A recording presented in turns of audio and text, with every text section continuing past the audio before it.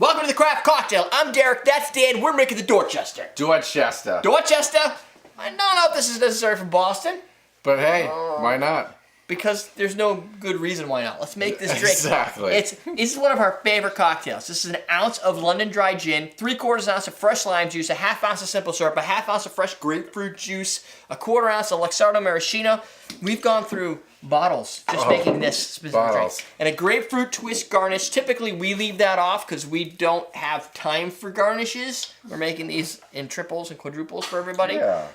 But by far one of our favorite drinks. Did I say simple syrup? Yeah. This is one of the recipes I've memorized. Like, I'm not really good at that because I don't make a lot of drinks. But I make too many drinks. I just make. Yeah. This is the one I make in repetition. This is a fantastic cocktail that doesn't have a real deep history to it.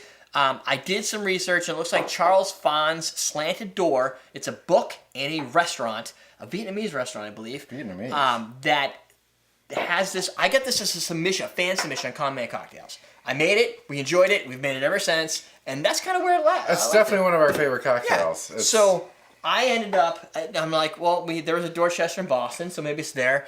There's a Dorchester in a lot of places, apparently. I don't know. There's one in England. Yeah, it probably comes from England, but screw them. Yeah, so I went to his website, and I can't remember, I think they're in San Francisco. But on their website, they have a cocktail list, and this cocktail is on that list. So, and if you Google it, we are the only other resource is Common Cocktails. So, and it's a fantastic drink. And I know I didn't invent it. So therefore, I'm going to guess Charles invented it. Most likely. I know. We would have liked to invent it. I would have invented the crap out of this drink. Oh, I drank the crap out of this drink. I figure that's enough. We have a great grapefruit twist for y'all today. Supplied by Ian himself. Yes. Battery's running low. On where? That one? All right. Give me a high five. Do it up. Let's see. Do it. There it is. Look at that sexiness. And it has like a little bit of a grapefruit, but there's not a lot of grapefruit in here, so you're going to get like a weird orangey look to it. It's not completely white, but it's there. This could probably be accented with a little bit of egg white, but who's got the time for that when you're making 6 or 7? Oh, no. It's the perfect drink, especially for a crowd. Look at that crowd. The crowd will love that. The crowd will love it. Because look at that. Look at that thing. That's like a grapefruit snake. That's the new garnish style, grapefruit snakes. I love me a grapefruit snake. So, the accent, ironically, in this drink isn't really the gin. It's really maraschino playing against the gin. The maraschino highlights. Maraschino can dominate and kill a lot of drinks.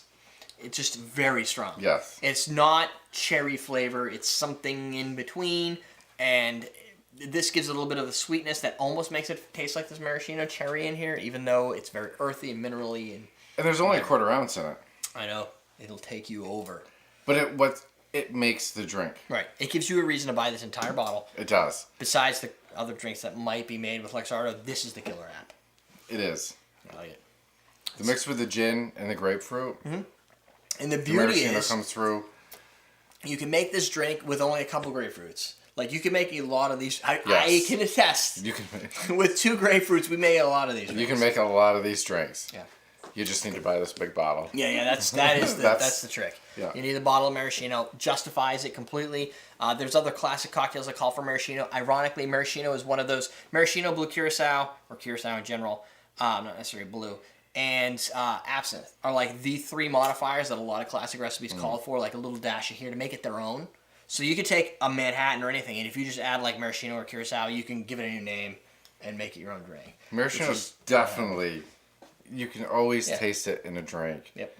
It's one of those accent pieces that change the drink's complete direction. Like done well, that's the trick. Yes. It's doing it well. Sets the drink apart. Yeah. If you want to see more drinks like this, go to homecocktailmenu.com, download the recipe book. There's 15 gin cocktails, 15 easy gin cocktails. If you want it, you're like, but I don't know how to type all that in. That's a lot of work for me. Click the link. It's right there. Right there. Don't be lazy. That's it. I mean, it's... you want to drink. It's really that simple. That's how we suggest you make the Dorchester. Drink it.